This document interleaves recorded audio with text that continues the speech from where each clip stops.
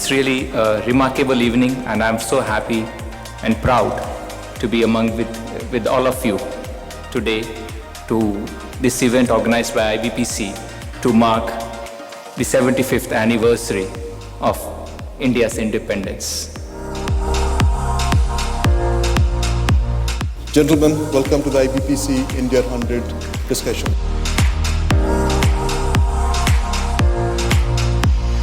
The world is looking for these kind of ideas. We can promote these. So sustainability is an opportunity. It's also a responsibility, that we need to take seriously.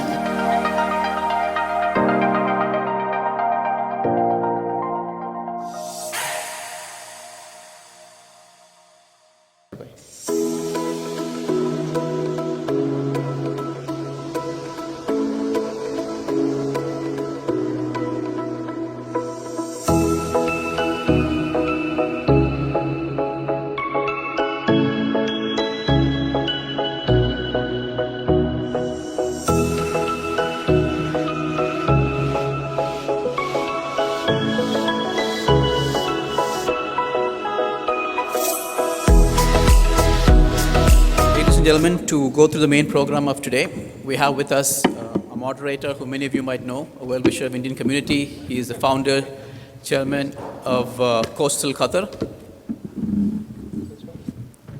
and he's also a member of the Board of Governors of IBPC. I now hand over the mic to Mr. Nishad Azim. His Excellency Dr. Deepak Mittal, our Ambassador, Sheikh Mansoor Al-Thani, Mr. Ashraf Abu Isa, invited guests, colleagues, and members of IBPC. On the onset, let me wish you all a very happy 75th anniversary of our Independence Day.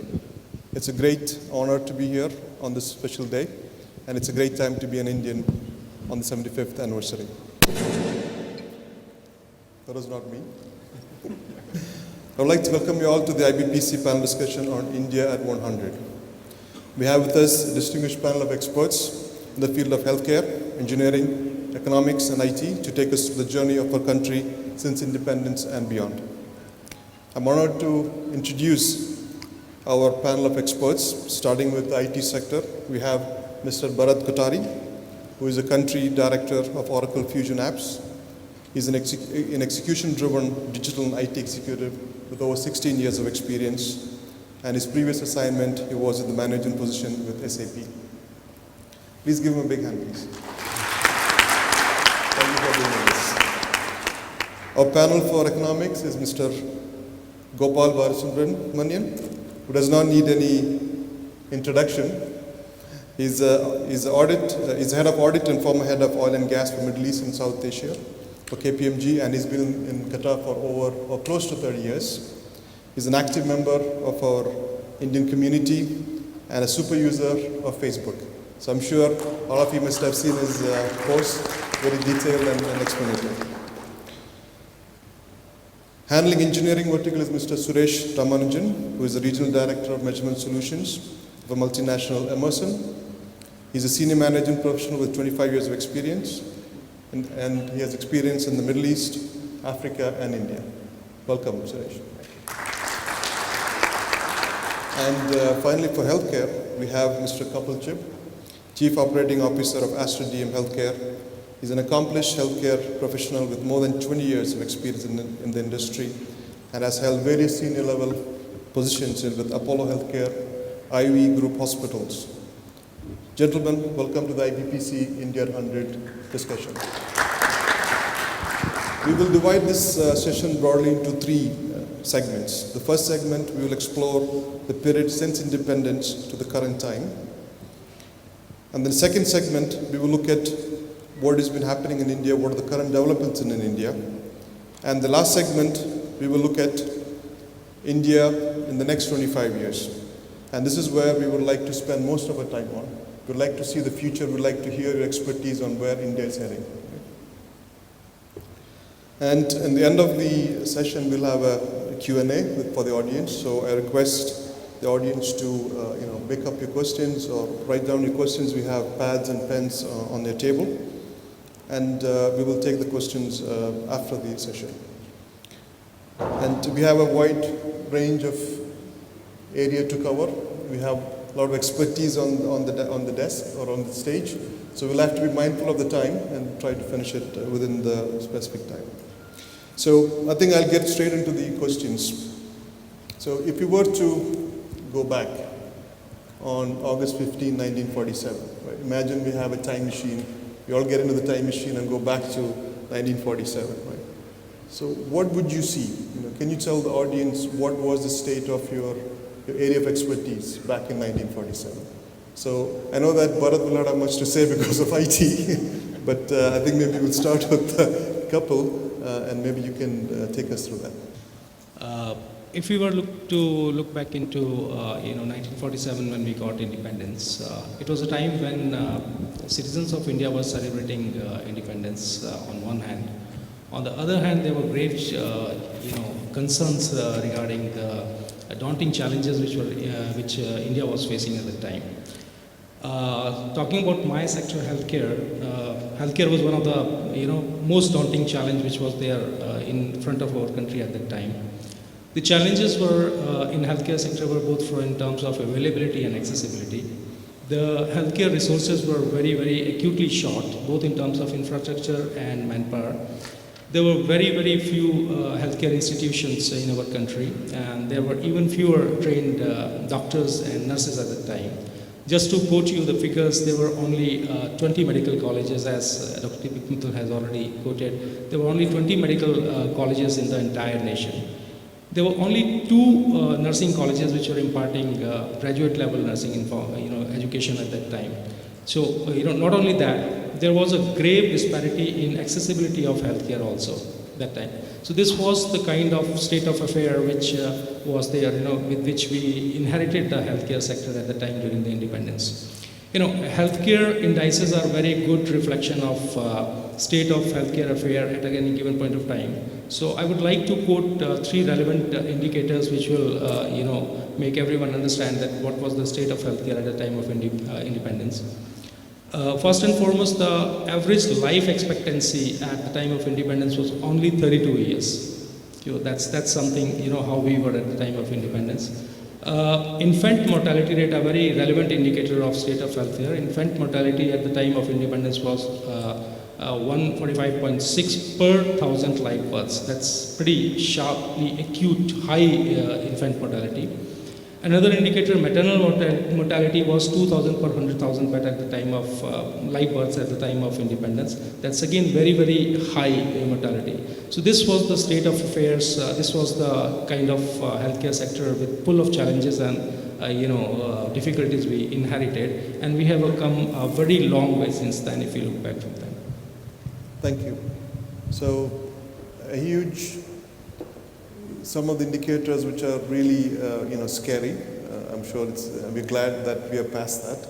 So maybe going down to the economic side, could you tell us how we've been? I mean, we've told that at one point in time, India had almost close to 25% of the global economy.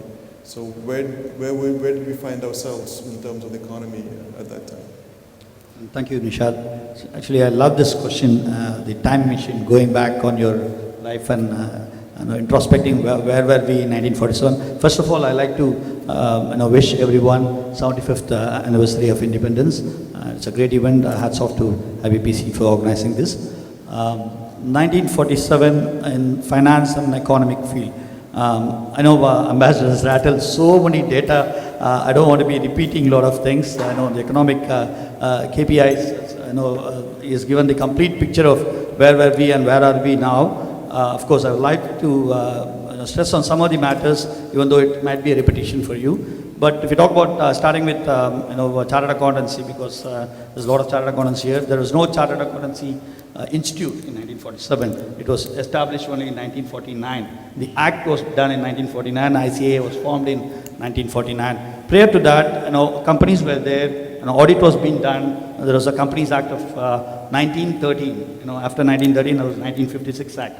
1913 Act, the companies were formed as per that Act, and audit was done based on government diploma in accounting. There was a GDA degree. People had a GDA degree. Based on that, they were signing off on accounts. So in 1947, I believe there was about 67 companies were formed. in 1947. In 2022, 1.6 lakhs companies are being formed in this year. That's the kind of magnitude which you are talking about. Just shifting from finance and audit more into macroeconomic indicators. Ambassador talked about the per capita income, about 250 rupees, and now we're looking at 130. Even the GDP, we had a population of 340 million in 1947, but GDP was 26 billion. Now, as he said, we are looking at 3.17 trillion. There was always a gap of about 7 to 8 times between our economy and US economy. This gap has always been maintained. Now they are at 23 trillion, we are at 3.17. But that's a big leap from where we were, 26 billion. And in 1947, there was not much of access to credit available for industrial development or even an agriculture sector. All these institutions were formed later. We talk about IFCI, Indian Industrial Financial Corporation of India, 1948. And then you have the ICICI, Industrial Credit and Investment Corporation of India. That was formed in 1955. Then IDBI came in 1964. All these institutions pumped in enough funds to move the economy forward. So these all happened post. If you talk about banks, there's a very staggering statistics about banking sector. It was completely private sector. You had scheduled banks, about 97 scheduled banks, about 952 non-scheduled banks, all cooperative banks, small. Four people will start a bank. So that's the kind of banking sector which we had in 1947. There are a lot of issues in terms of writing off of debts. There was no governance. We had huge problems in the banking sector. Government stepped in. They nationalized most of the banks, and now the scheduled banks. Most of them were scheduled banks. And the deposit rate was about 1,261 crores in 1947. Now the deposits is $2.17 trillion. That's the deposit, the magnitude of deposits. So it's a huge change which has happened from 1947 when we go back to the time machine. Even the insurance, if you talk about insurance, LIC was formed in 1955 and then GIC was formed in 1973. The insurance was also private sector. Everything was nationalized in this period. So I think we have come a long way, and it's always nice to go back to the history and see where were we, so that we can take credit of how we have moved forward. And that's the take on economic and the finance front from my side. Thank you, Gopal. Thank you for that. So maybe go to Suresh on the infrastructure. How much roads do we have? Power plants, all the other infrastructure. Yeah, thanks, Nishad. Good evening, everyone. Again, happy 75th anniversary Indian independence to everyone. Looking back at 1947 and what was the state of engineering and infrastructure, if I start with engineering, we didn't have all of these IITs and all those institutions. In the whole country, we had about 2,500 people coming out of engineering. That is the capacity that we had for the whole nation. We had, I think, about 36 colleges across the country. Some of them are still there, legacy institutions, the previous organization of IIT Roorkee, the Gindi Engineering College in Chennai, the previous, the predecessor for the College of Engineering in Pune. So we had all those, some of those institutions have remained. But, many of these engineering institutions were churning out assistants who could work under British engineers, who were in PWD primarily, the Public Works Department. That was kind of the, these were feeder organizations basically, when you look at the state of engineering colleges in 47. We've come a long way, obviously. If you look at infrastructure, just to give you a few examples, if you look at power, the amount of the capacity that we had for electricity production, in 1947, we had about 1,362 megawatts, 1,662 megawatts.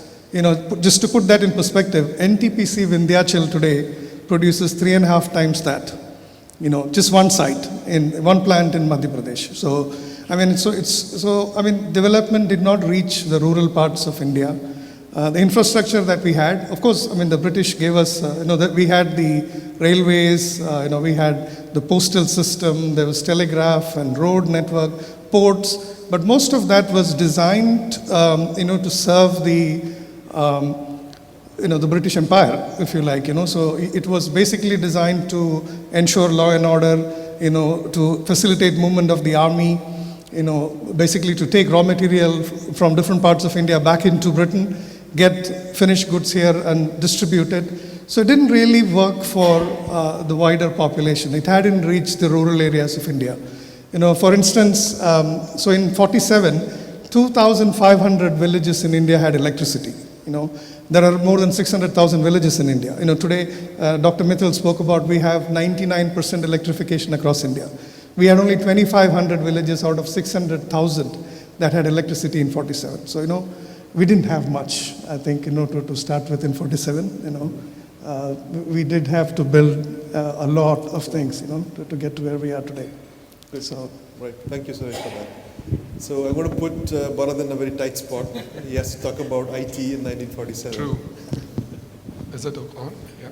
So let me first start by congratulating every one of you on the 75th year of Indian independence. So if it was first 15th August 1947, when India got independent, our Prime Minister formed his first digital cabinet, which had 15 ministries. And you'd be quite surprised to know there were two ministries, Ministry of Information and Broadcasting that was set up at that time. Second, Ministry of Communication was set up that time. So there was a vision, there was a seed that was laid at that time. But more important, if you take a step back, 1947 is also a key year for all of us who are in the digital space. It was a year where transistors were invented. For the people who understand what the transistor is. So if you look at your mobile phones today, if you look at smart TVs, if you look at microprocessors, smart buildings, all of them are built on a transistors, right? So if you imagine in 1947, one transistor used to be as big as one palm. Today your iPhone 13 has more than 13 billion transistors. So this industry has gone big way, and we are going to speak more in the next session. Thank you. All right. Yeah, a lot of information there. Thank you, Bharat. So, going from the time from independence to now, right? India has made a lot of strides. We have come a long way, as we have all heard. So, in the interest of time, could you just tell us the key highlights of each of your area of expertise? For example, in each division or each vertical, these are the key milestones that we achieved, so that we can move forward and spend more time on the future. So, could you please start? So, in the last 75 years, from healthcare point of view, India has made phenomenal progress. There has been all-round development in all verticals associated with healthcare, be it core healthcare, be it pharmaceuticals, be it healthcare IT, be it health insurance, health IT and all these things. There have been 360-degree development in that. Healthcare in India has expanded both in terms of capacity and capability, over the last 75 years.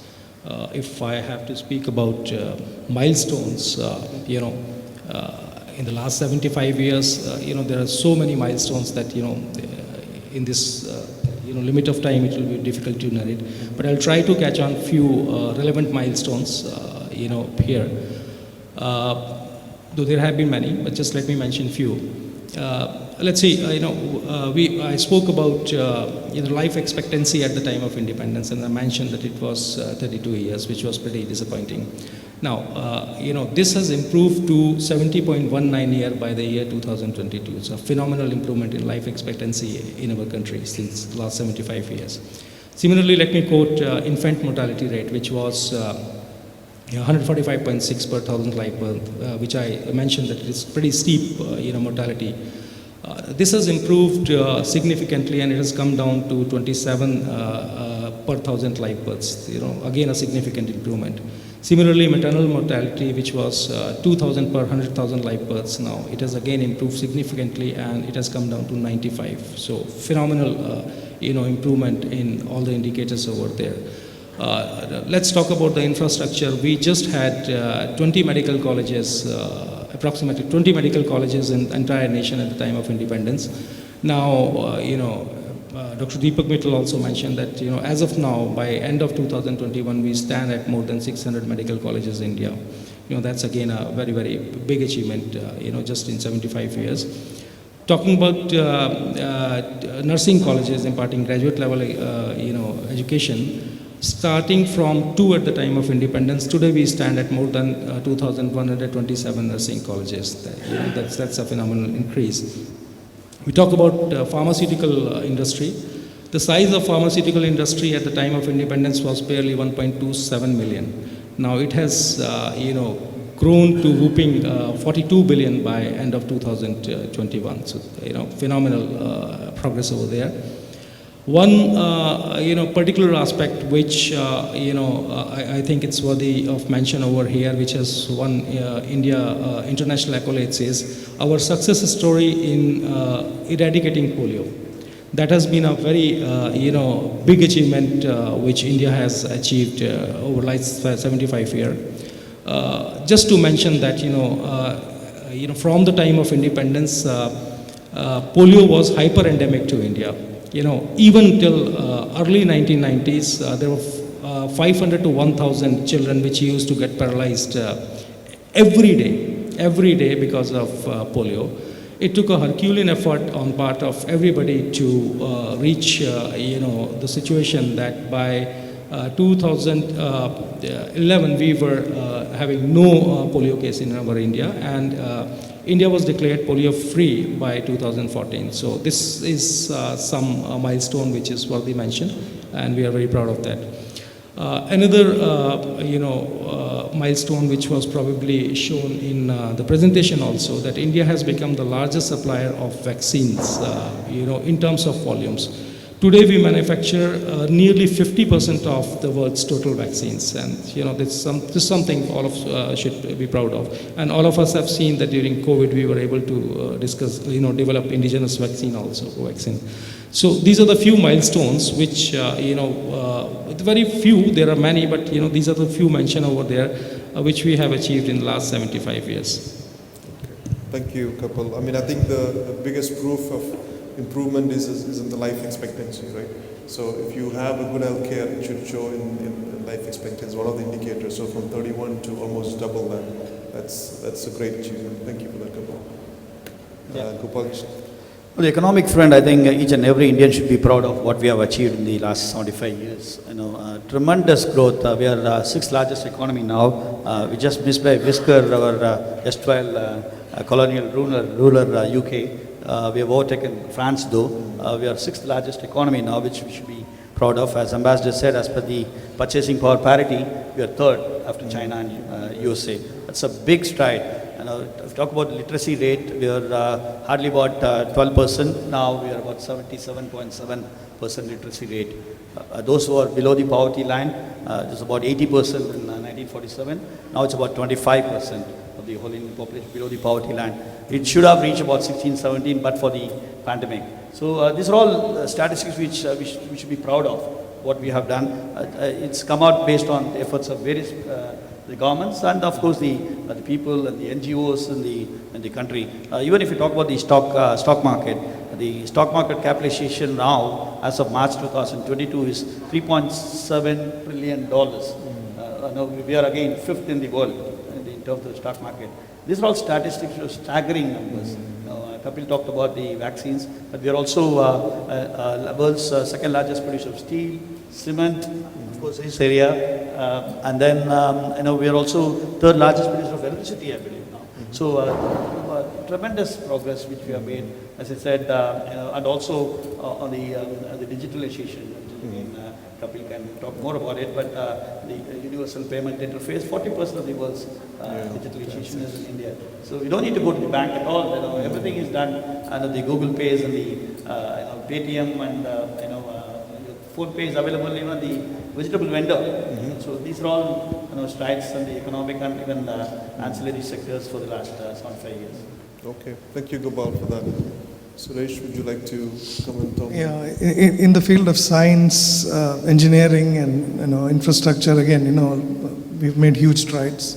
Just to pick a few milestones, I think it's down to the institutions. I mean, the establishment of IIT didn't take too long. In 1951 we set up the first IIT, and in the 50s itself we had nuclear research. The VARC was set up, followed by ISRO, the Indian Space Research Organization. I think these are key milestones. The achievements of organizations like ISRO, whether it's the recent ones, the lunar probe or the Mars mission, these are by themselves excellent milestones. The money we spent on the Mars mission is less than what Hollywood spends to make a movie about going to the Mars. I mean, it's a fact. $73 million was the Mars mission budget. Interstellar costed, I think, $165 million. A similar mission of NASA would cost $1 billion. So, doing this indigenously, I think we can all be proud of those milestones. Generally, in the field of engineering, from those 2,500 engineers coming out a year in 47, we have more than 2,500 institutions now, 1.5 million plus engineers, and many of them are recognized globally, leading large corporations, in the field of engineering technology. So lots of things, in the field of engineering, science, and in terms of infrastructure, our road networks went from 350,000 kilometers to more than 6.3 million kilometers now. In terms of power production, I spoke earlier about having less than 1,400 megawatts in 47. We have now electrified all the villages, more than 500 gigawatts. We managed to electrify more than 482,000 villages by 91. And now we have done almost all of them, close to 100% of villages. So there's a lot to speak about, several milestones in the field of engineering, technology, infrastructure, so a lot to be proud of. Right, yeah. I guess the space program is one of the things that is something that's really remarkable, having achieved in the first go. And also, I think we are doing like 60 kilometers of road per day as per the new expansion program. Also in the field of infrastructure, I think there is a lot more coming, right? We just heard in the video about $1.4 trillion being spent on the National Infrastructure Pipeline Project in all sectors, in urban development, in railways, in roads, in energy, and this is happening at a very breakneck pace. And it'll really transform, and it's already set in motion. There's a lot of progress in the last few years and, a lot more to come. So. All right, thank you, Suresh, for that. But now you get a chance to talk. you can brag. So from 1947, the first 35 years of our independence, right, the focus was more on rapid industrialization. There were a lot of industries that was being set up. It was 1977 when IBM decided to leave India, right? But the change in our sector started from 1980 when organizations like Wipro and HCL set up their first manufacturing plant and they started building up their own personal computers. It was 1990 when we started talking about global delivery model, offshore, on-site, that we hear in our IT business, right? But the biggest boom that happened in our service industry was when Y2K happened, right? When there was a US slowdown or recession, that was a time when we had an amazing growth in our service industry. So today the service industry contributes approximately 8% of our GDP, which would be touching around $200 billion. What I want to touch on two areas which has happened over the last 6 years that is redefining the digital space in India, thanks to India's digital initiatives. One is, I'm not sure how many people know about it, it's India Stack, right? When we talk about India Stack, we talk about 4 areas. We talk about presence-less, we talk about paperless, we talk about cashless, and we talk about now consent, right? So what happened was when the government of India came in, they first started with JAM, right? Which was Aadhaar Yojana, Jan Dhan Yojana, and then mobile. But if you look at the stack, the bottom layer of the stack was where we talk about Aadhaar card. So every Indian today has an Aadhaar unique number, which was a bottom layer. So that becomes your presence-less.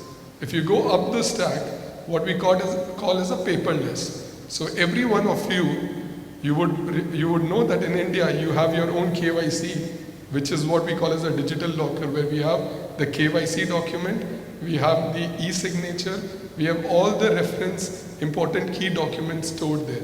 And above that layer is what we call about as cashless, where we talk about UPI, right, where we have integrations with more than 200 financial institutes. And what Gopal touched on, having a Google Pay or a Paytm where a rural person does, this was a place which allowed all the private sector to connect back to the financial system. And this stack has become a role model to many countries in the world. And you will see that in near future, this stack is being replicated across the globe. The second area which I want to touch about is a Startup India, right? In 1996, or I would say 2016, the number of startups in India was less than 500. It was 457 to be exact, right? Today we are talking about 72,000 plus startups. And I'm sure the video showed about unicorns and the way we are driving it. But this has been our journey over the last 75 years in the IT industry. Right, yeah, awesome achievements. I mean, something that we all can be proud of. So coming back to where we are, Qatar, right? As Dr. Mittal said, you know, India and Qatar has had historic relationship for over centuries. And it's been going from strength to strength in the recent years. Could you identify specific areas where you see there is opportunity for Indian and business, or Indian and Qatari businesses or professionals to collaborate? At the same time, how do you see someone living in India or in Qatar? How can they contribute to the mutual trade and you know, enhancement of the relationship between the two countries, both in terms of economic partnership and technology partnership? Would you like to go ahead, please? Yeah, so as you rightly mentioned, and Ambassador also mentioned, that India and Qatar has a long-standing relationship on multilateral fronts. So coming, I'll speak from my sector, healthcare sector point of view. So, in India we have one competitive advantage, that we have a very large pool of trained and qualified medical professionals. And this can be one of the largest area of collaboration between the two countries. But if you look at it, this is already one of major collaboration area between the two countries for many years now, because there are many medical professionals which are there in Qatar and all. But still, we can do further. This is one of the major collaboration area between the two countries. Another area which comes to my mind, which can be good opportunity for collaboration between the two countries, is digital health. Now, digital health came to relevance between both the countries during the COVID period. It's not that it was not there, it was not known, but then all of a sudden, in a very short period of time, digital health came to relevance, and both India and Qatar used it to the optimum. Both the countries have used digital health platforms very, very efficiently in the fight against COVID. So this is another area whereby I think the relevant authorities of both the countries can have frequent interactions and experience sharings to explore new avenues of collaboration. Another area, if I have to think, whereby we can have opportunities of collaboration, is diagnostics. India has today large number of labs which are doing very, very high-end work. Worthy of mention over here is that you can do any investigation currently in high-end labs in India, which can be done anywhere in the world. I think that can be done in India also today. But the competitive edge is that it is very cost effective in India as compared to US or Western Europe. It is very, very cost competitive in India. So this can be really explored as a major collaboration front between the two countries. Then, one very, very prime area for collaboration which can be explored is pharmaceuticals. India is known as world's pharmacy. I think that this is one of the most potential area, where tremendous opportunities for collaboration exist. Again, I would like to mention that, like all the aspects of and all the verticals of healthcare in our country, pharmaceutical is also, known for its cost effectiveness as compared to our peers in Western Europe and America. So I think that, the drug regulatory authorities of both the countries can have frequent interaction and then do, experience sharing, and we can really, really work out wonderful collaboration opportunities in this area also. And last but not least, medical devices can be another area for collaboration. We can do experience sharing with regards to regulation of devices, and then that can bring out the best in both the countries and even to the world. So as far as I can think, these are the few areas from healthcare sector whereby we can have tremendous opportunities for collaboration between Qatar and India.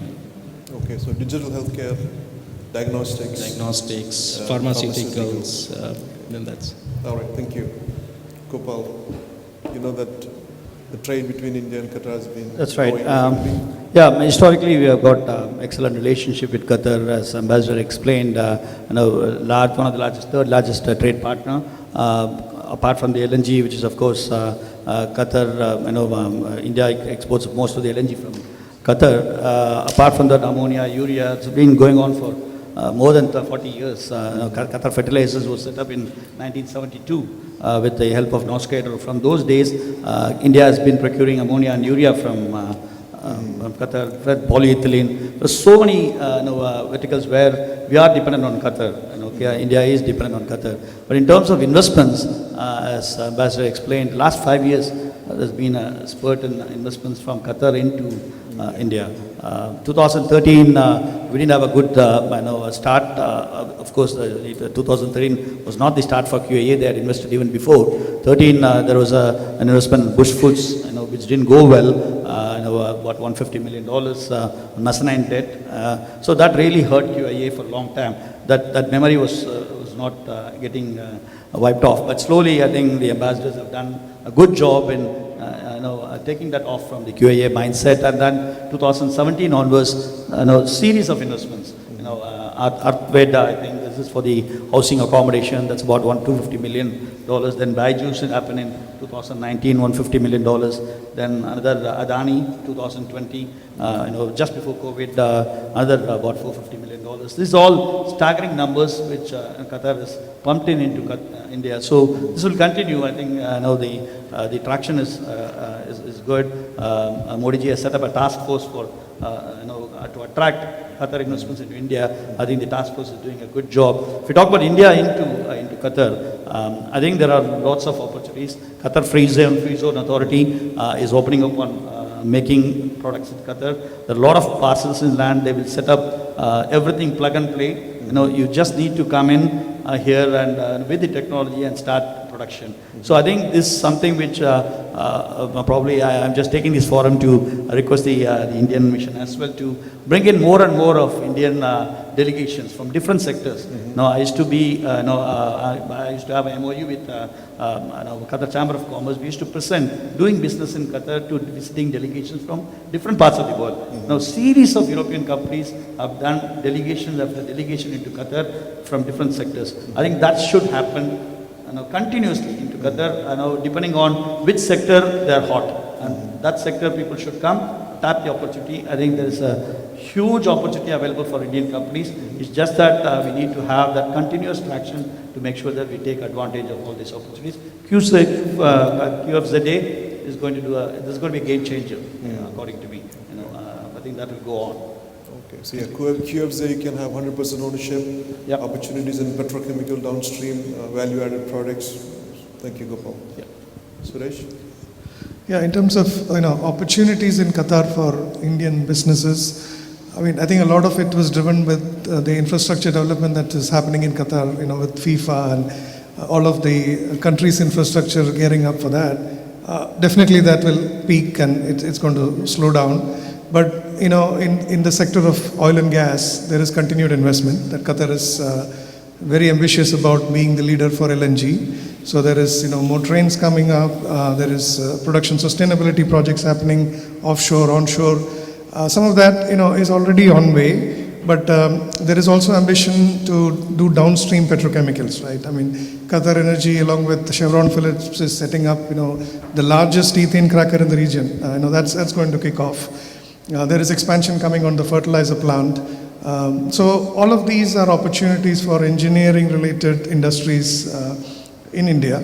Some of the larger contracts might end up in Japan or Korea or in Europe, but there are still opportunities to do consultancy, to do subcontracting, supply of equipment, furnaces or boilers or everything from cable trays to consultancy, engineering, documentation. So there is a lot of space for Indian companies to capitalize on this wave of projects as well. Another focus for Qatar is to reduce their carbon intensity. Right? They're always looking at renewable energy. They're looking at carbon capture. So if there are Indian enterprises having innovations, ideas in that space, energy efficiency or carbon capture or utilization, I think that's another area where we could look at and to capitalize on the investments that are happening in the country. So that's, I think, where the opportunities are in engineering. Okay, very insightful. Thank you, Suresh. Bharat? So in the field of IT, we all know that the government of Qatar has already invested huge, and there are a lot of plans of investment. So we all have heard about the news that all the large players are going to build their own data centers in Qatar, which will open so much of opportunity for Indian companies to be coming out here and also the startups. Now let's look at the local companies in Qatar, where they would be moving in. So over the last 7 to 8 years, most of the large enterprises have started automating their processes. They are focused on building up processes efficiency across their organization. What we see is in next 5 to 7 years, they would be talking about total outsourcing. They would be talking an organization from India coming in, managing the complete IT setup, linking it to the business KPI. And those business KPI, for example, for a telecom company, can be RPU. This is the way back in 15 years, Bharti Airtel did it, right? Mm-hmm. So those models are about to come in, and the next 5 years in Qatar is going to be most interesting time. I also believe, which I think Gopal touched on, the free zone and the smart, intelligent manufacturing plants. Those are big opportunity from Indian to set up in Qatar, because they have those ready infrastructure in terms of network, mobility, 5Gs, and there are a lot of attraction by the government in terms of investments and in terms of loans that Qatar provides. So there is a lot of opportunity in both the sides of the table to look at and work on. Okay, great. Okay, thank you, Guru. So now, moving forward, right? So we go back to the time machine again. We want to get on the time machine and go to 2047. Right? So we hear the future is about artificial intelligence, AI, cryptocurrency. So what do you see as we go from now to 2047? What are the things that you see that you can share with the audience? So this is what I see in my area of expertise and my vertical. This is what I see. This is the changes I see in India. And this is where I think India will reach by 2047. Yeah, please. Yeah, so 2047, that's 25 years from now. And that will make 100 years for the independence. In the next 25 years, say in 2047, I see India as a global hub for medical innovation and healthcare services. And I'll try to explain that what are the bases of this which make me think like that. See, we have a competitive advantage in having a very large pool, I mentioned earlier also, in having a very large pool of trained and qualified medical professionals. We have more than 600 medical colleges, and we have a large pool of 1.27 million qualified allopathic doctors duly registered with medical councils in India, either state or national. Again, we have a large pool of nursing professionals, qualified nursing professionals, which are duly registered with the Nursing Council of India. And on the same pattern, we have qualified allied healthcare professionals and paramedical professionals also. So this gives us a major edge, in context to our peers. This is a major advantage area what we have, in context to our peers. Another factor which will help us in becoming a global hub in next 25 years is our cost competitiveness. As compared to our peers I mentioned earlier in US and Western Europe, we are highly cost competitive. In fact, if I give you a ballpark estimate, India is considered to be nearly 1/10 of the cost for medical treatment and especially surgical treatment as compared to what it is in US and Western Europe. So that's another area where we have a huge advantage or a huge edge as compared to our peers, again, US and Western Europe and rest of the world. Then another area of focus, I must say, and that's closely linked and closely related to cost effectiveness and dependent rather on cost effectiveness, is medical tourism. I will have to quote few stats to make you understand that where do we stand in medical tourism as of now, and where can we go, what is the potential. So it is estimated that value of medical tourism in India by 2020 was $2.89 billion, and it is estimated to grow up to $13.4 billion by 2026. According to data from Indian Tourism Department, by financial year 19, at our financial year 19, we had 700,000 international tourists who visited India for medical treatment. Again, one more thing, India was ranked 10th in medical tourism index conducted by Medical Tourism Authority among 46 countries. So, this helps us to see where do we stand. We are doing fairly okay, but are we doing enough? Have we utilized our potential? No, by no way. We have not utilized our potential in medical tourism. As I said, that we have large pool of trained medical professionals and we are very cost effective. These are big strengths we have and big edge over our peers. Then this can really help us in utilizing full potential of medical tourism. So this, I think, should be a prime focus area for the next 25 years. By 2047, we should be destination of choice for medical tourism. We still are, 700,000 tourists for seeking medical treatment to India is no less, but I think we can do 10 or maybe 50 times more. So that's what is coming in next 25 years. Another area which will be prime focus is e-healthcare. Digital India plan has already brought to limelight e-healthcare. Now again, according to an estimate, it is expected that e-healthcare by end of year 2025 will be worth $10.6 billion. So that's a phenomenal kind of growth we are expecting to have. So these are the few areas, these are the few things which I think that we will be there by 2047.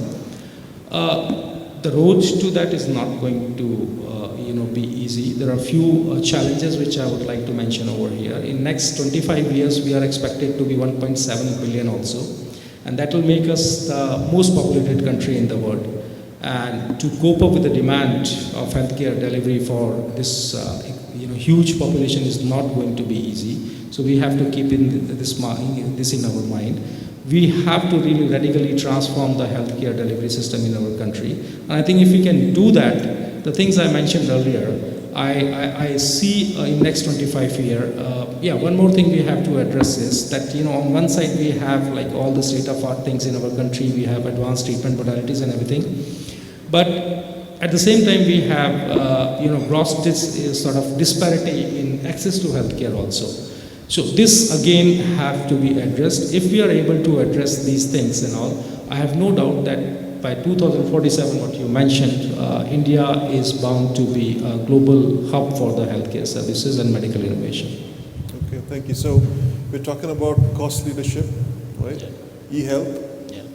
And also, we talked about access to healthcare to these are the things we may have to address. Could you briefly, enlighten the audience regarding the e-health, because now we have sort of a hybrid healthcare system, right? Yeah.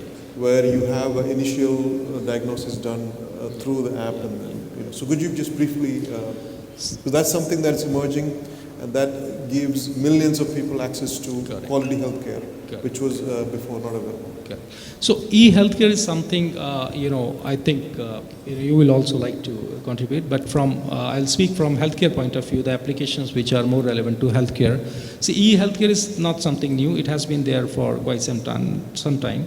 But this e-healthcare concept became relevant during COVID. This calamity was of such scale that, in our lifetime, we have never seen, this kind of calamity, human calamity ever. There was time during this peak surge that, the healthcare was completely stretched out and there was acute shortage of resources in terms of beds and everything and all. And then, speaking about our country, huge geographical terrain and all, it was difficult to reach, certain areas, and also healthcare delivery was very, very difficult in that. Now, in such time, e-healthcare in form of e-healthcare is a complex of many applications and many modalities. So, e-healthcare services like teleconsultations and all came into, help, and then we were able to address large number of people, and, we were able to deliver healthcare services to large number of people, and thereby we were able to, save lives. So e-healthcare comprises of many applications. Teleradiology will be a part of it. Teleconsultation will be a part of it. A blessing in disguise has happened because of COVID, and that's something like, something which probably would have taken maybe 10 or maybe 20 years have happened in only 2 years. So now, around the world, every organization, every institute is working on these applications and all. So basically, this is the concept of e-healthcare. In coming times, now what we used to see in like 4 or 5 years, now we are seeing every 6 months. A new application will come, new modalities come. A word of caution in this thing is that we are still working the regulatory framework, in certain aspects of it, what will happen from medical legal point of view. But a road has been laid down, much has been sorted out, and I see that in coming 3 to 4 years, e-health will be, it's already everywhere, but it will be, with you in much larger aspect and all, and coupled with it, a lot of applications with artificial intelligence and all are coming. So this all combined will radically change healthcare sector, phenomenally. Okay, thank you. Gopal, we just we'll move on a bit quicker because of the interest of time. Sure. So, From my point of view, I think the demographic dividend what we are going to have in the next 25 years to 30 years horizon, 183 million will come into the bucket of 15 to 50 years age group. That's going to be the biggest advantage of India for the next 25 years, how we can move on. Because the young population think differently, they take risks, and their sky is the limit for them. I think that's one of the important things. And Kapil touched base on the cost of production. The cost of living is still low in India. If you take the entire the developed nations, cost of living in India is low. So cost of production, we have a distinct advantage when compared to all the other countries. So it has to be a manufacturing hub. India has to become a manufacturing hub, and it's already there, but it has to move on. China plus one strategy. China plus one strategy is something which is getting increasingly prominent in different parts of the world. Every single developed economy wants an alternative source of supply apart from China. For whatever that has happened in the last few years, they all want an alternate supply.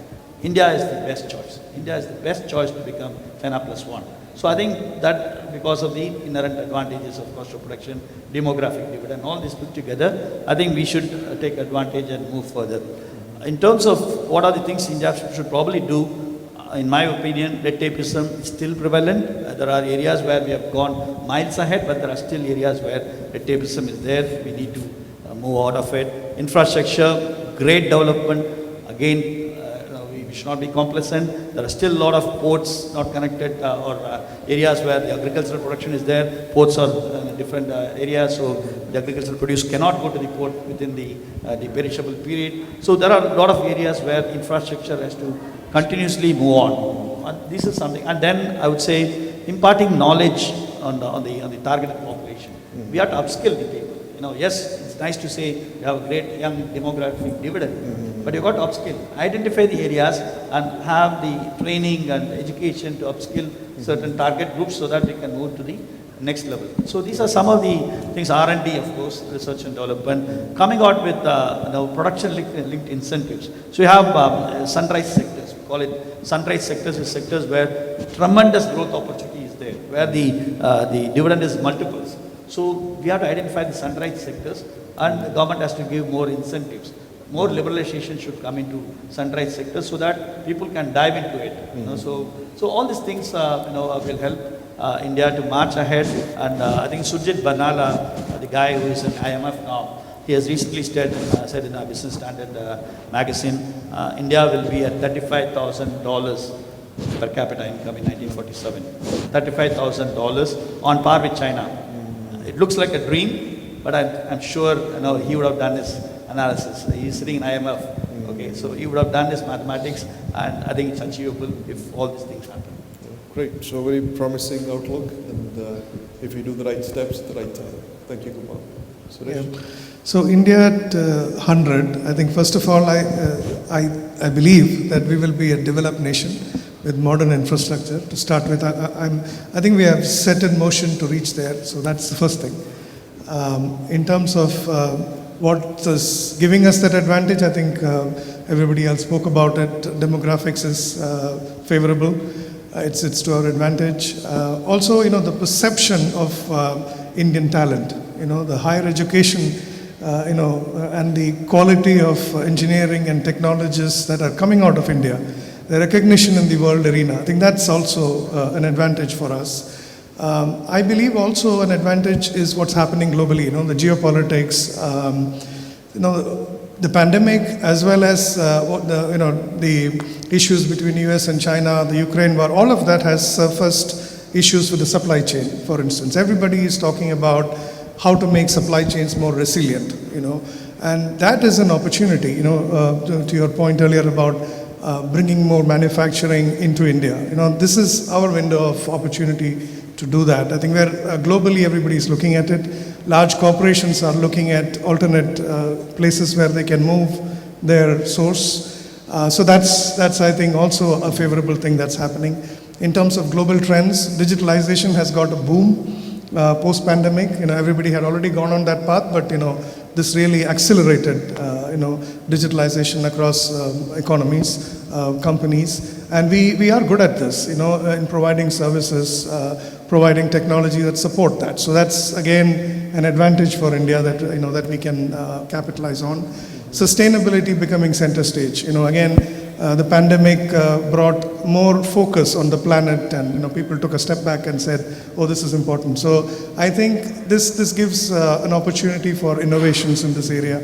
So new incumbents, again, startups will be important. Having that ecosystem will be important, and I think our government is doing the right things for that. So if we deliver on that, if we deliver on our ambition of having this infrastructure in place, I believe we will see really developed modern India at 100. Okay, great. So we have cost leadership, we have access to technology, and the geopolitical scenario where the people are shifting from China because of the global ambition and other political reasons. So that puts India at a very center stage to be a center for manufacturing and other things. Yeah. Great, thank you. One point I would like to add, the ease of doing business. As per the latest statistics, we are number 63 out of 190 countries which are surveyed, which is still not a great number. Right. Okay, ease of doing business, all this single windows concept, yes, we have probably come from 150 or something to 63, but we have to come into single digit probably, within next 25 years. I think that's an important aspect as well. Yeah, of course, definitely I think we have few challenges that we need to really address, policy changes, like we said, infrastructure. So yes, let's hope we get there pretty soon, before we reach 2047, hopefully. Yeah. Bharat? So next 25 years, right? I think we all should write it down. IT plus IT is equal to IT. What it means, Indian talent plus information technology is equal to India's tomorrow, right? So if you look at each of these sectors that we are talking about, India is going to lead in this space. So one of the quick changes that I'm going to see is we have already spoken about fintech and the revolution that India is bringing on the fintech industry. And look at each industry we are going to change. Agri-tech. We are going to redesign the whole agricultural farming. We are going to talk about precision farming. We are going to talk about standing farming, and this would redefine the whole farming industry. Same thing in the health. Same thing in the what we call as a smart construction, smart real estates. So each of these verticals, we are going to lead this. And if you take a step back, why this would happen? So to drive any transformation, you need three things, right? For the people who are managing project, we say people, process, and technology. But when you think a scale up at an India level, we talk citizen, we talk startups, and what we call is a technology, right? So India is blessed with huge population so that we can try, experiment, do at a massive scale. We have startups which are aspirational, which are risk takers, who are going to redesign the future business model in each of this industry. And what would change, what would help them with the changes? The moment we have a 5G coming in next 1 year and 2 years, it will upward the movement around our startup industries, each of these sectors. So if you look at 5 technologies that are going to change, first, IoT. We have already started talking about smart, everything smart, right? Smart watch to smart homes. Second, we are talking about AI. Third, we are talking about blockchain. Fourth, we are talking about cloud. But fifth, which is most important of all the 4, is cyber security. This is going to redefine the amount of investment we are going to do in the top 4 is where the 5th one would take place. So we all need to rethink when we are thinking about a business, where will you want to be, what role technology would play, and how would you drive the future around it. Taking into account that cyber security is key, apart from all the technology that we have touched on. So that's where I see in next 20 years. All right, great, thank you. And we are well aware that tomorrow is a work day, so we will try to conclude. This is the last question, and then we can go on to the question answers. So coming back to climate change, global warming, sustainability. I mean, these used to be a buzzword maybe just a few years ago, not too distant past. Now with the recent, events that we've been seeing with the drought in Europe, and the flood in other places, it's a reality. It's not something that we can go away from. We have rising sea levels and a host of other ice caps melts on the poles. So a host of events have happened that have sort of reinforced the requirement for us to be sustainable. So where do you see India's role? I mean, India's always been sort of a recycle hub, predominantly because of economic reasons, but we still have that culture of recycling and sort of being close to nature. And historically, that has been part of our culture.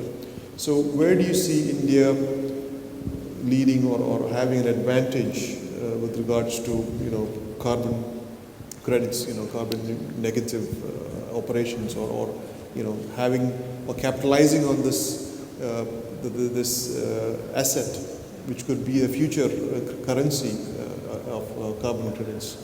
Would you like to? So sustainability is the key word for coexistence of Earth and mankind, humankind.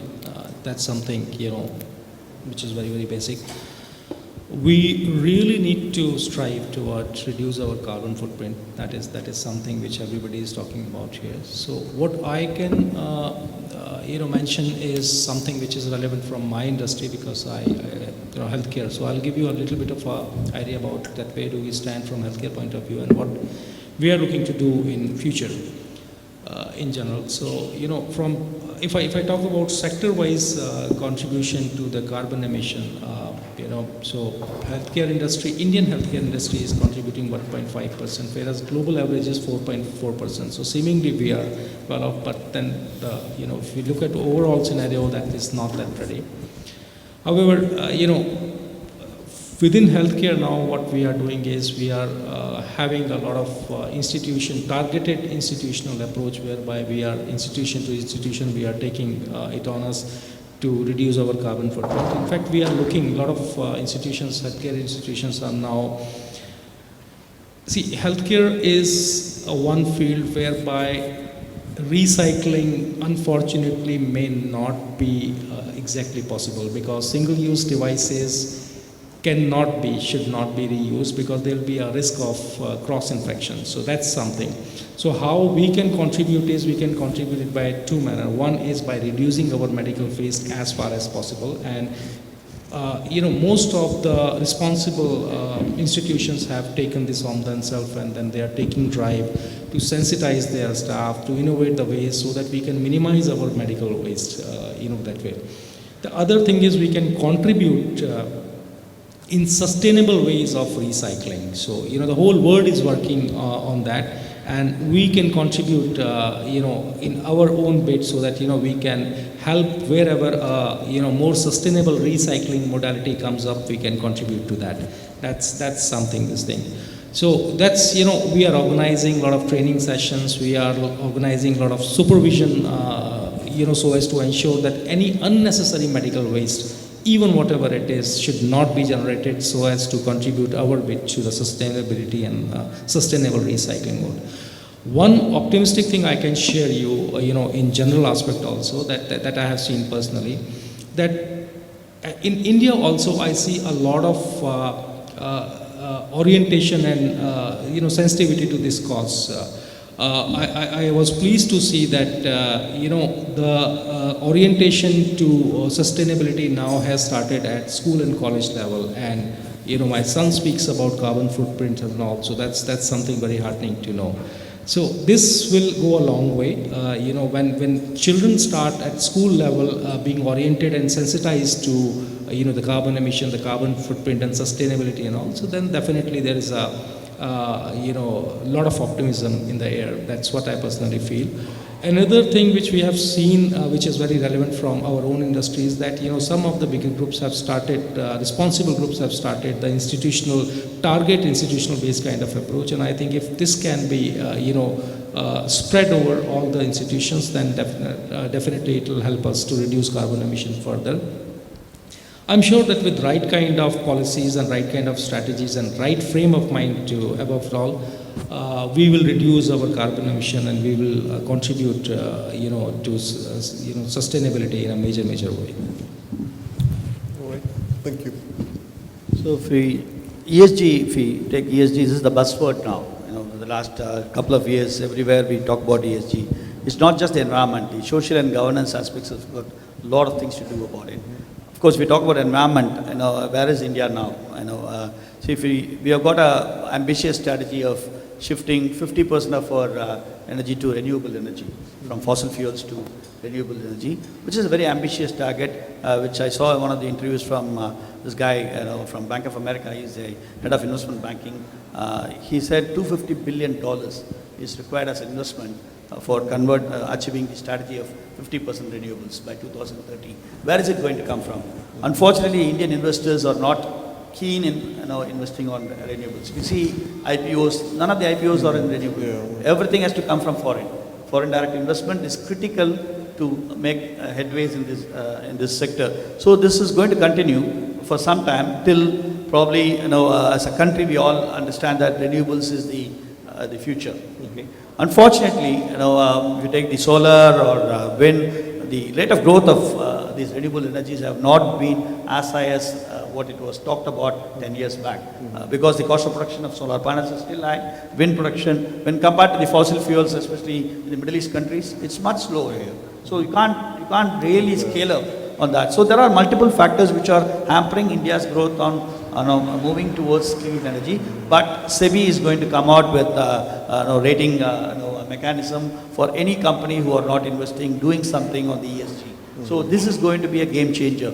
So we will definitely see more companies, adhering to ESG norms, which is no way they have to do it. Otherwise, they'll be delisted. So that's the kind of mechanism they are going to bring in. So this will continue. But adding to what Kapil said, it's an interesting point.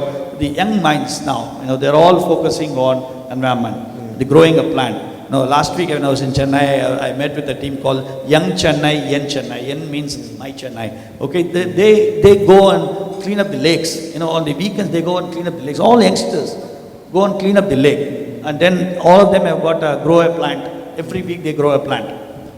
All these youngsters. This is all unprecedented. The young minds are doing this, and I think we've got to learn from them as seniors, seeing them and doing all these things. So I think that's an interesting aspect which is happening in India, where youngsters are taking a lead role on sustainability. Yes, India can grow because of this demographic dividend. I think we have got a distinct advantage that these guys can take us to the next level in terms of E or S or G, all three. Social, definitely there are a lot of reforms happening on the employee forefront. The work from home concept itself is a big winner on the social front. On the governance structure, making sure that CEOs' salaries or subject review, there's a self-performance appraisal, and then so many things are put on the governance structure, even at the board level. Okay, so these are all things which are happening. But E definitely we have to focus on, and the foreign direct investment has to come. Plus the indigenous Indian investors have to buy into the concept that renewable energy is the future. Okay. So there needs to be economic sense for renewables. So most probably it has to come from technology, and also storage is another challenge.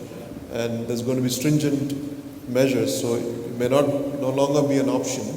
And then we have the younger generation driving the environmental initiatives, which is very positive. Western countries have already rolled in. Yeah. You know, even in Qatar Exchange, have got some voluntary disclosures on ESG. All the listed entities, we have to do that, and probably from next year onwards, the external auditors have to give an opinion on the ESG governance and compliance. So all these things will come in. You know, that's no way, it's a non-negotiable. Great, thank you, Kubal. Suresh?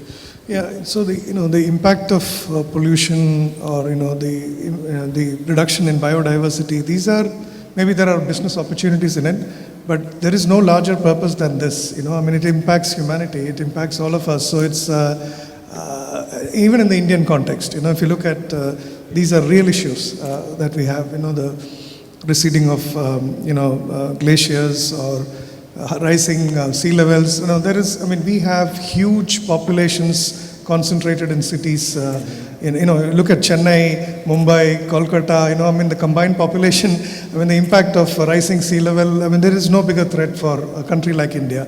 We have seen the problems that we have because of the water table, right? I mean, the groundwater, reduction impact that we are seeing in many cities in India. Chennai recently, a couple of years back, had gone dry. So these are real issues that need attention, whether it makes business sense or not. It is a survival thing, So I think that it's a wake-up call, and people recognize that. Even from a business standpoint, when we talk about supply chains, resilience as an opportunity for India, these manufacturing units will have to demonstrate they take carbon, emission seriously, because that is a key criteria for all supply chain now. For all organizations, all countries, they also look at, the entire value chain of, where they source things from, what is the carbon intensity of, so this we have an opportunity to design that in.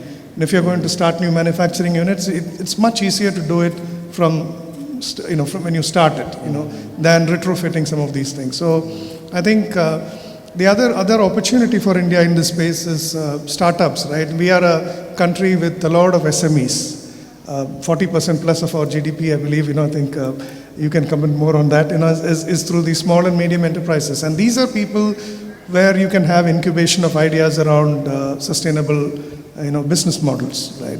I mean, we have innovators in India talking about new packaging ideas, to displace plastic packaging, with banana leaves and jackfruit leaves and things like that. These simple ideas can be scaled up. There is an appetite across the globe for these kind of ideas. So if we have these innovations that can be promoted, funded, these startups can be the big companies of tomorrow, because they are the world is looking for these kind of ideas, and we have a big nation full of young people with a lot of ideas. If with the right kind of ecosystem, we can promote these. So sustainability is an opportunity. It's also a responsibility, that we need to take seriously. So you combine the responsibility with economics. So, for example, as a procurement requirement, if you add your sustainability as a criteria, as a evaluation criteria, then Yes. that adds economics. And plus, of course, we can transform our traditional, methods of packaging. Which used to be, leaves, and that could be made into Absolutely. more modern, sustainable products. Right? Packaging, plant-based, coloring, dyes. There are so many things that people have come up with. Technology-based recycling apps. There are many innovations in this area. That's coming up in India. The key point is that this is what we used to do. Yeah, right? Exactly. It's in our blood. Historically, this is what we used to do. We were very environmentally sustainable, friendly people. Culture as a nation. And then with technology and time, we moved from that into a more destructive sort of community.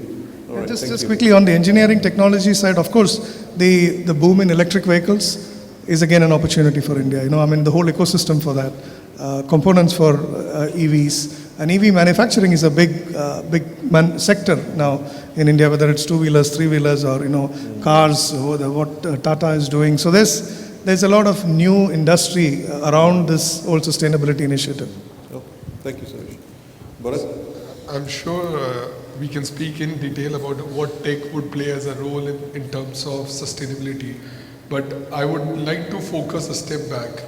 Each of the businesses needs to think, are you a linear business model of operation or do you have a circular business model of operation? The difference between the two is here the focus of ESG comes into play, where you think about reducing your wastages. So each organization has to rethink of their business model and include ESG as a part of it. That's all I want to say here. Okay, thank you. So we had a few more questions, but I guess in the interest of time, we will stop here. I know that there's a lot of knowledge out here which we could have used, but we have to be fair and try to finish on time.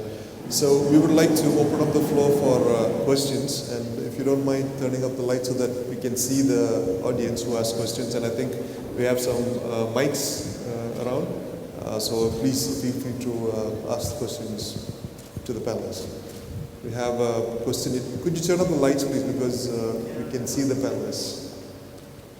I'm sorry, the audience. Mic here, please. Good evening. Thanks to IBPC and the panelists for such a wonderful discussion. I represent College of Engineering Trivandrum, one of the oldest engineering colleges in India. In fact, it was founded in 1939. Suresh, you can add this engineering college also to your list. By the way, my question is to Bharat. You talked about IT plus IT is equal to IT. And it was wonderful to hear about all those 5 sectors where India is going to really grow and really going to make a mark. My question is, even after all these years, India is still known as a country of service providers and coders. Why there is no innovation? Most of the brilliant products come out from Silicon Valley. Why we don't have a Silicon Valley? Although Bangalore is known as Silicon Valley, we all know the quality. So why it is? Is there any specific answer for that? Thank you. So I would say it's a journey, right? We started off being with the talent pool that we had, and since you are from an education institute, so I also did my engineering, right? So with the talent that we have got in place, our focus has always been around the service industry, right? The new generation that we see today is very different from the generation that we were there before.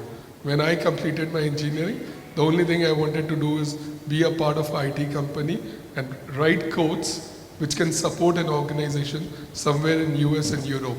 Today, most of the people, the new generation, which is aspirational, and they are ready to take risks. There are new startups that they are bringing in. So what I'm going to say, it's a journey.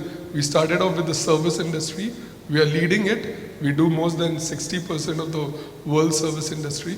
And the next 25 years, you would see that India is not only going to lead the innovation, they are going to create another sector called as experience sector, which is a mix of innovation, product, and services together. So this is something that we are going to bring it in. Yeah. Beautiful. We have one question over there. Thank you so much for an interesting panel discussion to all the panelists and moderator on Indian 100. My question is, it's a very general question. So my question is to Mr. Gopal Subramaniam. Can India retain its dominant player position in terms of intellectual resources? On a layman language, I would say that a lot of talented people are moving out of the India for better opportunities. So what's the future of that? A lot of like chartered accountants or the doctors who are very well talented, but they are moving out of the India for the opportunities. So what's the future of that? I think we have, my take on this, we have moved away from that slowly and surely. We are, nowadays to get a chartered accountant from India, it's very difficult for us, since we recruit from subcontinent. I'm just talking about our profession itself. People are not, it's not that easy to get talent from India now. Talent is, sitting in India. Unfortunately, right now, last 40 years, whatever that has happened, we are seeing it now. Because the talent pool from India is kind of exported into all these countries. But it's changing. It's changing big time now because the opportunities are available in India across different spheres. It's very difficult to move talent out of India now. So I think to answer your question, by the time probably 2047, the amount of NRIs will come down. That's my take. Amount of NRIs will come down. People will have enough opportunities in India to be entrepreneurs or whatever they want to do, they will do it in India because we are in a different trajectory. So unfortunately, the people here and all from the previous generation, Old generation. I'm not telling you Ankit, but most of us, we thought the opportunities are more outside, but now game is changing, definitely changing.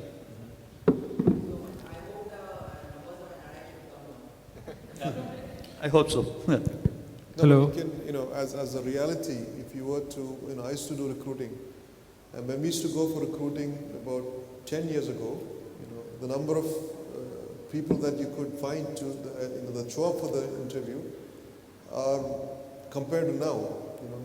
I went to an interview and a few people came and said, I just came to see, what your salary scale is. I don't want to come. I just want to find out what the market is. So there is enough opportunities, of course, that is changing drastically. And the new generation, they prefer staying back in India. And that's, I think, very true across the all sectors. Across all sectors, because the youngsters think differently. They don't want to save for your generation, next generation, further generation. No, they want to earn, spend. Okay, and for that, every single thing is available in India.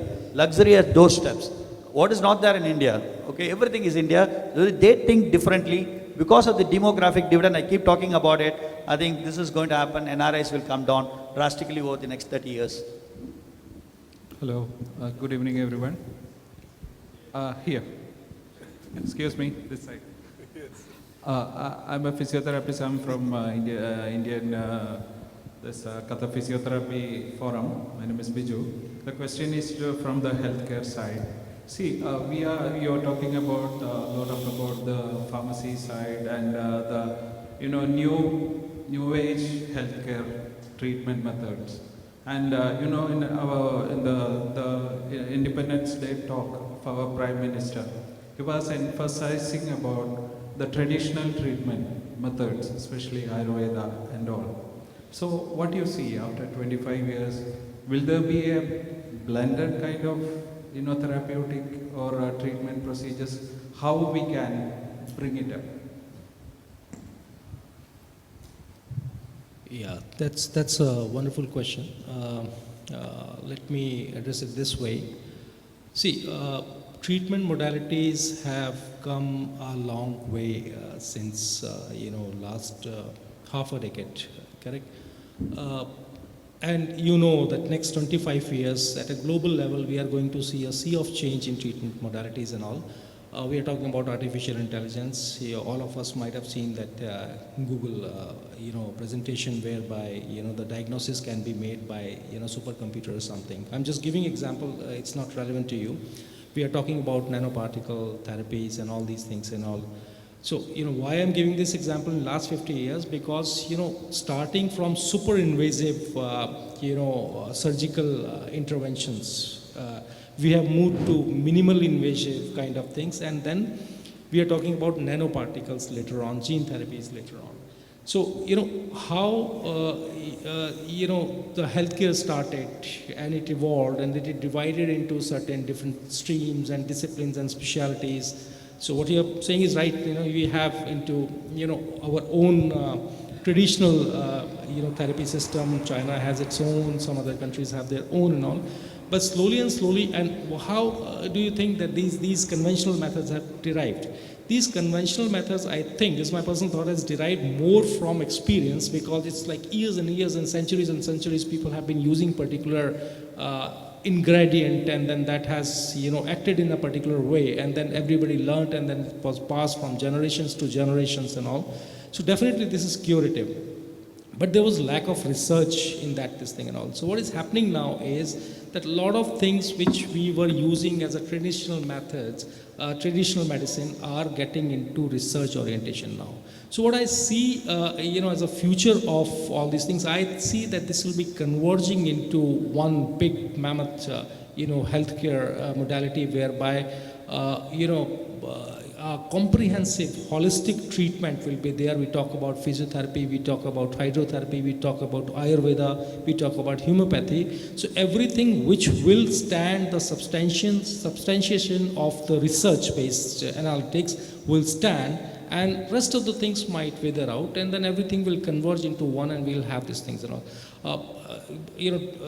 Glad that you raised this thing and all. Nowadays we talk a lot about curative and symptomatic treatments and all. Correct? So now even in allopathy people have started talking about symptomatic treatments and all. And then many people are resorting to the curative modalities which are available in the alternative therapies and all.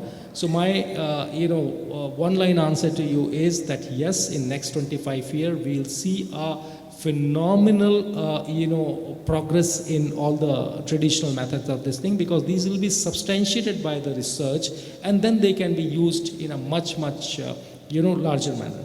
I hope that answers your question. Okay. So maybe we have time for one more question. Good evening to all. It was a really wonderful panel discussions. My question to Gopal sir, so it's something connected question. As you mentioned, NRIs will go down. So since I know you've been serving this oil and gas sector for last 30 years in the audit field, where do you see oil and gas in the next 25 years, especially in this region, Middle East? So where do you see the oil and gas in the next 25 years? Okay, fine. Again, I know, fine, I've been working on the oil and gas sector. I take a point now, don't quote me wrong later on. See, my take on this is, even though we talked about ESG, renewables, now as I said, the renewables, the rate of pace of growth of renewables have not been as good as what we all thought. So the fossil fuels is there to stay, okay? But India will continue to invest on fossil fuels. Even coal production is not stopping. India is the second largest coal producer, even now. So all these things will continue because renewables is not taking off as much as what is expected. So if we talk about India oil and gas, there's been a huge reform done by the HELP. It's called hydrocarbon exploration licensing policy, HELP. There's huge reforms coming out from the HELP in terms of production incentives for IOCs to come in. So there are blocks which will be awarded to IOCs because ONGC alone cannot develop everything. So there will be more action on the fossil fuel front. As much as we all want wind and power, solar to go up, fossil fuels will also stay. And for example, Qatar, I think they have done a wise move in ramping up of investments on LNG. From 77 million tons, they are going to 130 million tons. It's going to give them cash for next 70 years. It's like a tap, open the tap, cash is going to fall. This is going to happen. This is happening. This will continue to happen because they have done a wise investment of ramping up on LNG, which is much more cleaner than crude investment. And this is what my take on India.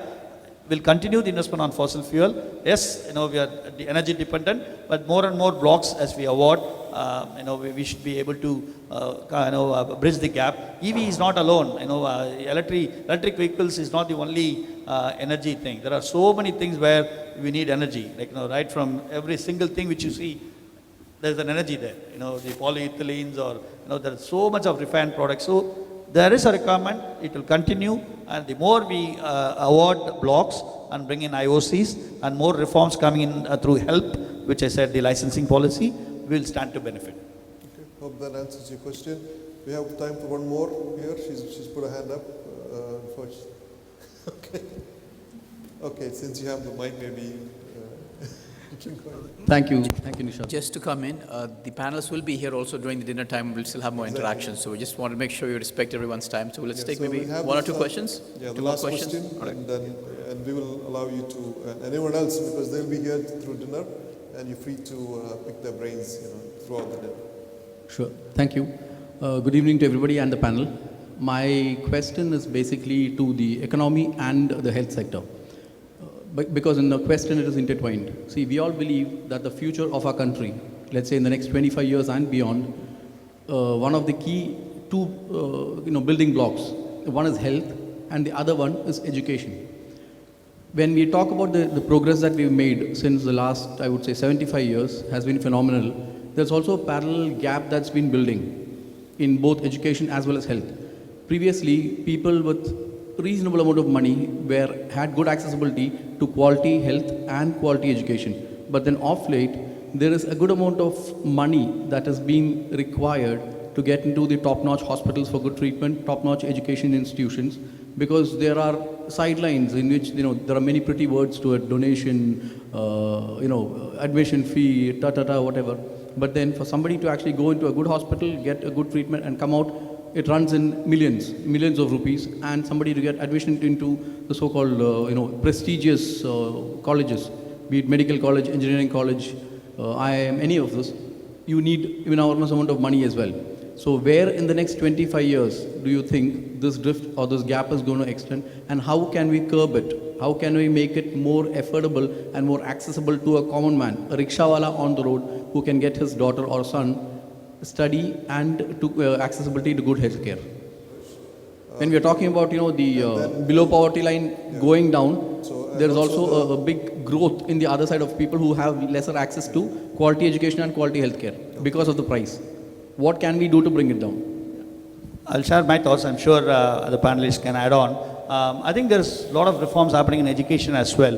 Gone are the days where you have to be a doctor, engineer, and a chartered accountant, and whatever. So that is not the norm now. There are so many curriculums. New things are coming up, which is not as expensive as getting a medical seat or an engineering seat. And more institutions are focusing on these new types of curriculum, and that's where the focus will be. And the parents are not going to push the children to become a doctor or engineer or chartered accountant anymore. You do whatever, you do music, no problem. You do whatever, catering, do it. So I think there are specialized courses coming up in most of the institutions in India now, across India. It's not just the metropolis. Even outside the metropolis, you have got education institutions, whether it's college or university, focusing on these kinds of vocational courses, which can really be more attractive. And it's no more these four types of Sir, I understand that the venues are much open. Now it is not just about doctor or engineer. But the question is, why is, let's say, even doctor for that matter, what used to cost, let's say, 10, 12 lakhs around 15 years back, right now costs 1 crore. In the next 25 years, this is probably going to be like, let's say, 5 crore. But what is the difference, or why is it getting so and more expensive? And what is the government doing to curb it down? Maybe Bharat, you can. So if you look at both the sectors, right, whether it is education, whether it's health, where the future is moving, right? Let's start focusing on educations. So we have seen a sharp rise in price when the focus was going to a college, getting your education done. But what COVID has taught us, right? There are a lot of tech that has gone into education today. So if you have an app called as Coursera, right? You have courses available online. Most of the large institutes in the world today have an online presence to drive that. So what we will see this curve going through is, if you want to go ahead and do those physical education, it might still be costlier. But if you want to take those knowledge and be a better person or better learning, it will be still available for you in form of the online apps. Now let's look at health. The way the health industry is changing is quite significant. I was very surprised to see that today the doctors, before you go in, they're able to put a service delivery model, right? And with the reasonable cost, which was never possible, right? So today, what I see over a period of time with the use of technology, the cost of health would keep reducing it. But at the same time, if we come up with another big health issues, those costs are going to go steep higher. So it's all about volume versus cost game that will keep playing around in each of these sectors. So at this moment, it's not a right reflection of where the future would be. It's a curve which is moving around, right? Absolutely. You hit the nail on the head. At this moment, we are not yet there. But I'm sure there are enough prospects. Now, even in the healthcare, there are multi-specialty hospitals. You don't need to go to hundreds of places. One roof, you get everything done. Yes, it might be slightly expensive than what you think now, but slowly it will even out. I think we are still not there, but there are enough prospects to go to the right direction, both in both the sectors, education and healthcare. Yeah. So if I may just add, if you look at the healthcare in India, we used to be subsidized by the government. We used to have free education, right? That wasn't a sustainable model long term. So eventually we have to come to a model where the private sector has to pick up some of the education, and which is expensive, and that is going to stay. But going back to the cost of healthcare, it doesn't necessarily need to translate into higher cost of healthcare.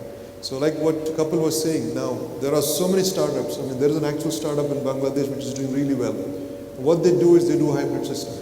So you don't need to go to a hospital, or you need to travel to a hospital. You would do a primary consultation online, right? And if that consultation is able to resolve your issue, and then that's it. So you pay very minimal. So that could be part of your insurance scheme. And then if you do need to do some diagnostics, you go one more step up.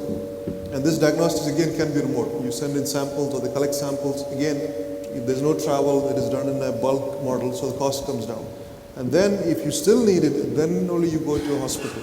So many of these costs that would have otherwise been avoided or could have been avoided, is taken out in this process. Okay. So I think that brings us to the close.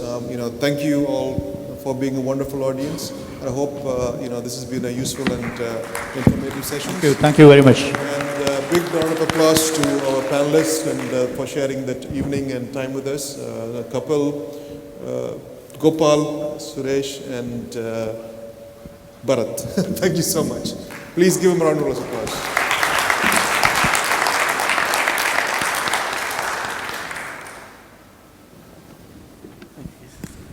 Thank you, panelists. Everybody, a round of applause as well for the moderator, Nishad Azim. Thank you, Nishad. Well prepared. Thanks. Well done.